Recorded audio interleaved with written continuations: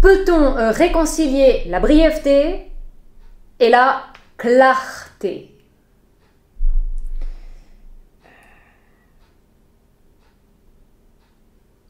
Non, je crois pas, mais je vais essayer. À quel sujet? Au sujet du plus vieux sujet, la démocratie, pour ne pas la nommer. Qu'est-ce que c'est? Disons que c'est le moins pire des régimes. Je dirais à mi-chemin entre le choléra et la peste. De quoi s'agit-il?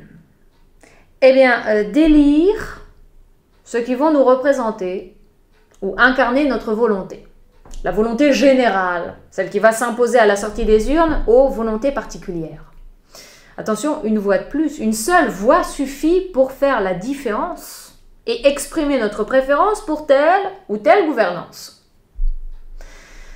En somme, c'est nous qui désignons celui qui va décider le rouge ou le noir, le pur ou l'impur, le sacré ou le profane.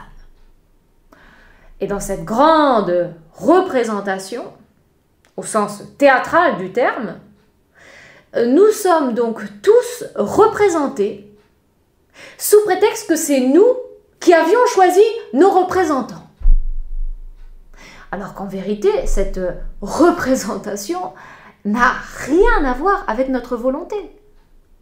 Les électeurs ne sont pas contents des élus, ni les gouvernés des gouvernants, ni les dominés des dominants. Parce que l'illusion selon laquelle c'est nous qui décidons ne tient pas, ne tient plus. Notre bulletin de vote ne fait que confirmer tout le travail de mystification dont nous sommes les victimes. Et le pouvoir continue de nous échapper et de s'exercer à l'insu de notre plein gré. Et nous avons, tout compte fait, l'impression d'être ou d'avoir été manipulés par les rouages, les sondages et les clivages, et on ne s'y retrouve plus. On est perdu. Alors certaines voix s'élèvent et ne cessent de s'élever pour relativiser cette risée générale et sauver les apparences de notre libre arbitre. L'homme sage essaie depuis longtemps de nous épargner le sort des hommes singes, qui refont l'histoire au lieu de la faire. Et que nous dit l'homme sage? Il nous dit qu'il faut redéfinir les règles, rédiger la Constitution, réviser le contrat social qui nous relie les uns aux autres.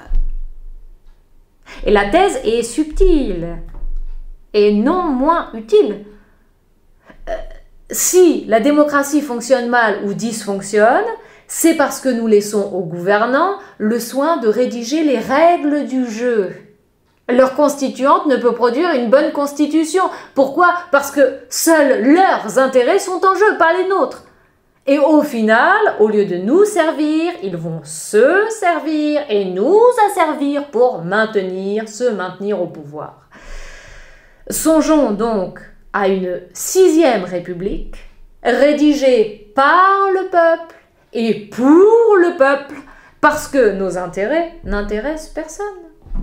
C'est à nous de nous y intéresser, en définissant le mode opératoire de tout exercice du pouvoir. Sinon, nous ne cesserons jamais d'être les éternels cocus de l'histoire. Je partage, et je ne partage pas cet optimisme. Je le partage parce que je suis optimiste, et je ne le partage pas parce que je ne suis pas naïve.